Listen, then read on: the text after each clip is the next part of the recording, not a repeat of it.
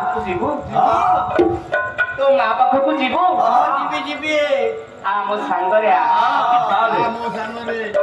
ଠାକୁର ବାବା ଆଜ୍ଞା କାନ୍ଧରେ ବସେଇଲେ କିଛି ବାଟ ଗଲା ପରେ ଗୋଟେ ବଡ ବର ଗଛରେ ମା କୋଇଲି ଟିଏ ବସିଛି କହିଲେ ଏ ଛୁଆ କୋଇଲି ଏଇ ଦେଖ ଦେଖ ଦେଖ এই উপরে যে বসিছি মা কইলি এই হচ্ছে তোর মা ছুয়া কইলে কি আর কিছু মନରେ চিন্তা ন করি স্নেহর সহিত যাই মা কইলি পাখরে বসি গলা মা কইলি ঠন্টরে টিকে ঠন্ট ঘষি দেলা মা সাঙ্গরে টিকে ইয়েলো হয়ে গলা কলা মা